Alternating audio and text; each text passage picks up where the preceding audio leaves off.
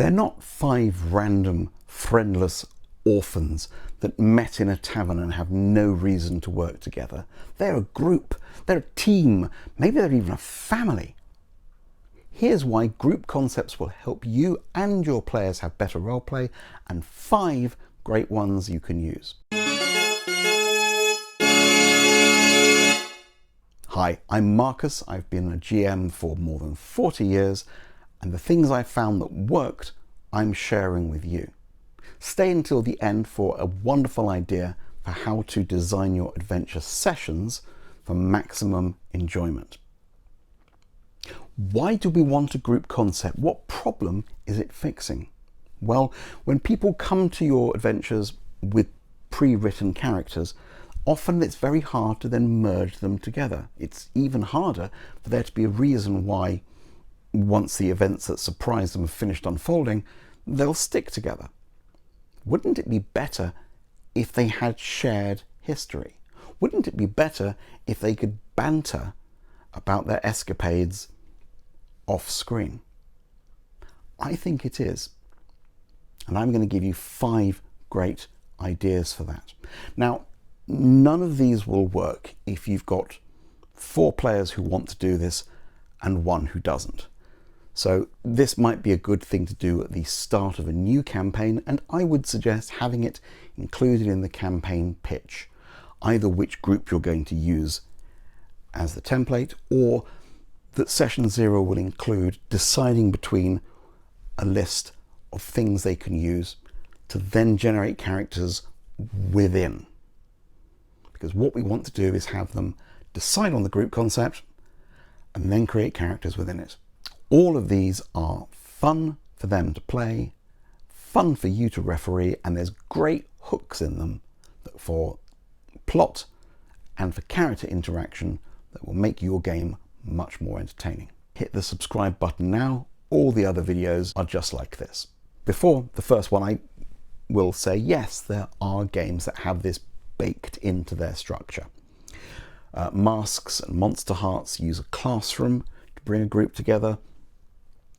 Monster of the Week gives you group playbooks, but these can be used in any game, in largely any setting. And what they do is they reduce the possibility of sudden and surprising player versus player activity, because no one really wants to stab each other in the ear during their sleep for a few gold coins if they have a pre-existing relationship with them that they want to continue after this session. The band.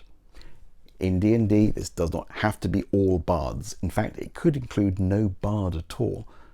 What I would suggest is that you hand out little kits, a slip of paper with a couple of extra skills on it to people, so that the person who is the singer gets some performance skill, the people who are the musicians get some skills for that, the person who is the roadie gets the vehicle, whether that's a horse and cart or a van, entirely up to you. Maybe there's a slimy manager with some underworld contacts. Maybe there's a groupie, but they will have gigs they need to get to. They will have reviews. They may get run out of town if they're particularly bad at something. And everywhere they go, mysteries occur, or people need help, or there's something adventurous to do. Speaking of road trips, number 2 is the family. This can be parents and children, this can be siblings, this can be people related by marriage or relationship. But what they have is wonderful opportunities for background banter. If they're driving somewhere, you can say, okay, we're going to have a bit of a breather. That was a very intense combat. So we're going to have 5 minutes of you guys chatting in the car, the back of the submarine, the cart, whatever they're traveling in. And if they haven't got a group concept, the only thing their characters can talk about is the adventure they're on and the investigation they're doing. But with a group concept, people will run with things. And so you might hear someone say, ugh, I'm bandaging my wounds, I didn't enjoy that fight, I'm covered in mud. Somebody else will pick up the ball and run with it and say, well, it's just like Aunt Edith's wedding. I remember you spilled all your food down yourself. You were such a sight then as well.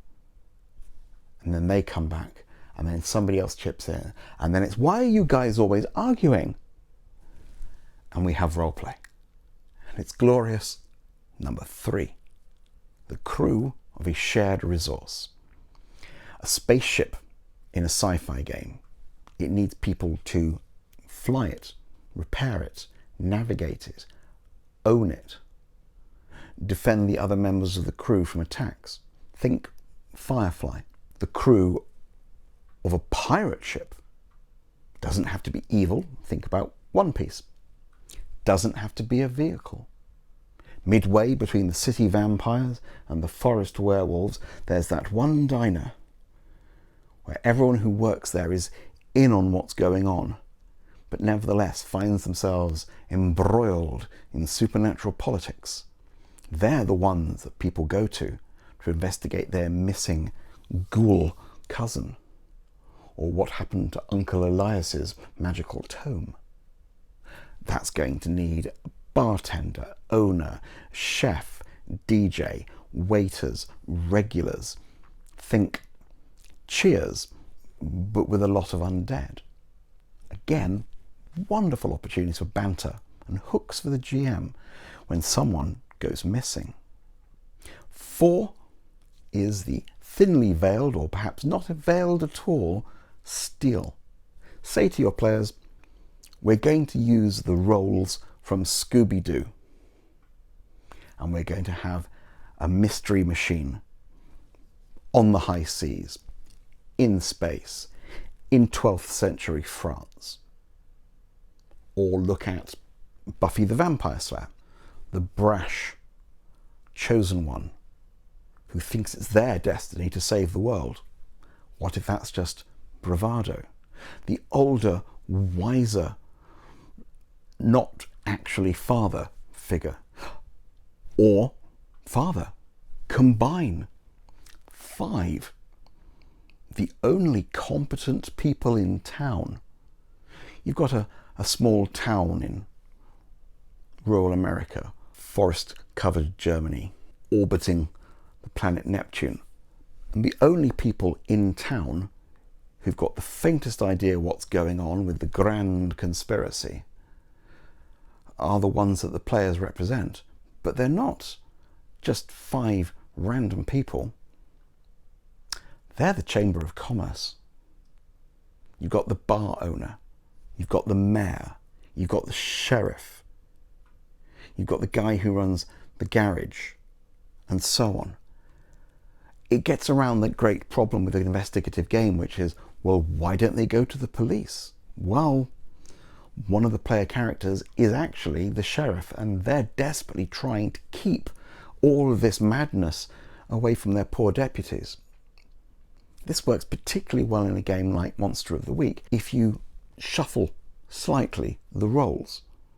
Maybe the person who is the mundane and has no supernatural ability and is always getting into scrapes is the sheriff. They're a hapless sheriff. What if the cultist is actually the investigative reporter and they're desperately trying to keep all of this out of the newspaper? What if the government official who has the technology and the know-how is that high school teacher? Now, I did say I would give you my format for the perfect game session, and all of these work very well into that. The format is this: a 1 per night game works brilliantly with this sort of concept. Think about the way that something like Buffy or Firefly is 1 story per episode with a cast of shared characters. Include it in your campaign pitch. Get your characters in a group. Get your players excited to banter. Let me know how it went in the comments. I have a video about 1 per night episodic games. That's up here. But for now, thank you, and I'll see you next time.